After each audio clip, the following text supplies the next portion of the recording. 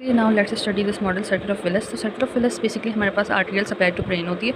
वहाँ पर एक सर्किल बन रहा होता है जो कि हमारे पास आर्टरीज का बेसिकली सर्किल बन रहा होता है, तो इसे हम कहते हैं सर्किल ऑफ विलस।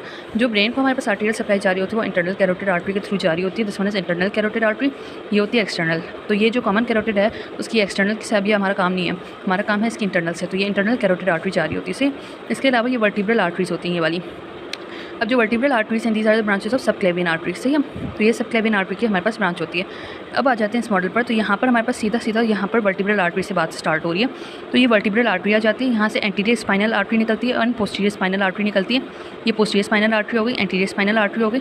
और इसके अलावा यहाँ से हमारे पास एक और ब्रांच निकलती है जिसे हम कहते हैं, बेसिकली यहाँ से निकलती है Paika, PICA, Paika, posterior inferior cerebellar artery. तो ये आ गई पोस्टीरियर इन्फीरियर सेरिबेलर आर्टरी।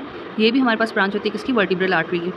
तो जब दो वर्टिब्रल आर्टरी हमारे पास मिल जाती है तो वो बनाती है बेसिलर आर्टरी। तो बेसिलर आर्टरी से हमारे पास निकल रही होती है दिस वन आइका, यानी कि AICA, which is anterior inferior cerebellar artery. तो सेरिबेलर आर्टरी बेसिकली हमारे पास सेरिबेलम को जो ब्लड सप्लाई जा रही होती है वो 3 आर्टरी से बेसिकली जा रही होती है। दिस वन इज पाइका, यहाँ से जा रही होती है पोस्टीरियर इन्फीरियर सेरिबेलर आर्टरी, फिर हमारे पास एंटीरियर इन्फीरियर सेरिबेलर आर्टरी, फिर ये होती है सुपीरियर सेरिबेलर आर्टरी।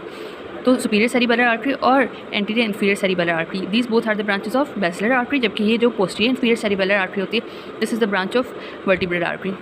इसमें थोड़ा सा गलत बना हुआ है, इसमें ये दिखा ये रहे हैं कि ये बेसिलर आर्टरी से निकल रही है, but this is the branch of vertebral artery से। इसके अलावा फिर हमारे पास वर्टिब्रल आर्टरी बेसिलर आर्टरी में कन्वर्ट हो गई, जब 2 मिली तो बेसिलर आर्टरी बन गई।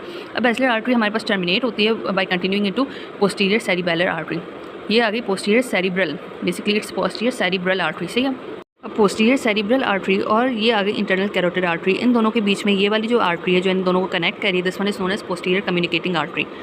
और इसके अलावा फिर ये आगे की तरफ ये होती है एंटीरियर, ये होती है इंटरनल कैरोटिड आर्टरी की ब्रांच होती है, this one anterior carotid artery. तो एंटीरियर कैरोटिड आर्टरी जो होती है वो आगे यूँ कंटिन्यू हो रही होती है। तो ये anterior carotid artery, 2 anterior carotid, so basically यहाँ पर हमारे पास इंटरनल कैरोटिड आर्टरी की हमारे पास ब्रांच होती है यहाँ पर, this is known as anterior cerebral artery. तो एंटीरियर सेरिब्रल आर्टरी यहाँ से आगे कंटिन्यू हो रही होती है और 2 एंटीरियर सेरिब्रल आर्टरी के दरमियान ये जो हमारे पास आर्टरी बन रही है this is known as anterior communicating artery, सही है। तो एंटीरियर कम्युनिकेटिंग आर्टरी हो गई और ये हमारे पास बन के सर्किल ऑफ विलस।